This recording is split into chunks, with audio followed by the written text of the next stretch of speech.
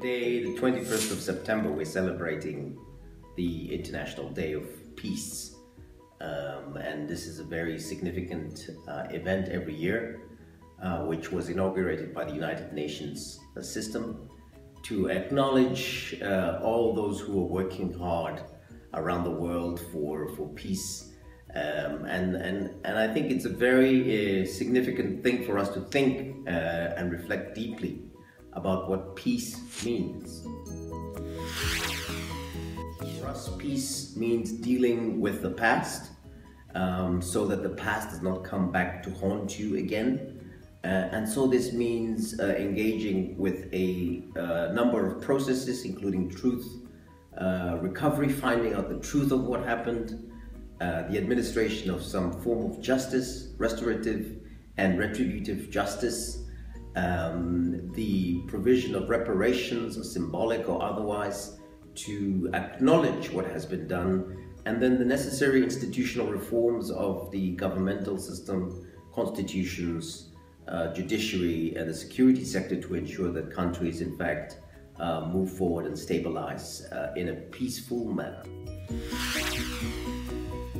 21 years after the fact, in South Africa you can in fact see that there are quite a number of challenges emerging now with the racial attacks, the racial tension in society. There's still very high levels of gender-based violence, the xenophobic attacks that recently took place, and a whole number of other challenges, not least the socio-economic dimension that needs to be addressed to enable South Africans to in fact live in a much more harmonious way.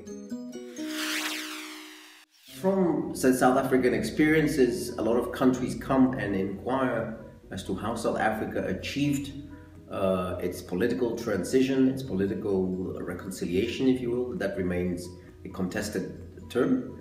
And we therefore work with African partners, African governments, civil society organizations to also support them in their transition from either war or authoritarian societies towards more peaceful, inclusive, fair and democratic societies, which is in fact our vision as an institution.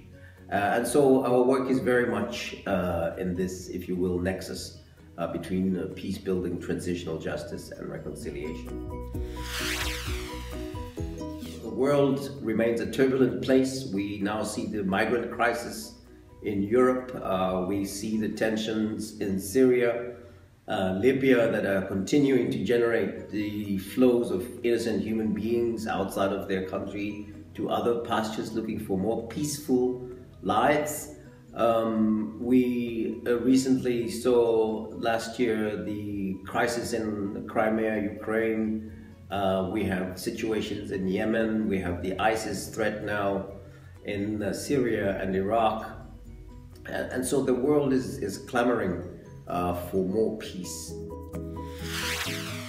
We will retain our support for the commemoration of this International Peace Day, and we will continue to work with partners, both governments, intergovernmental organizations, and civil society organizations to advance the cause of peace worldwide.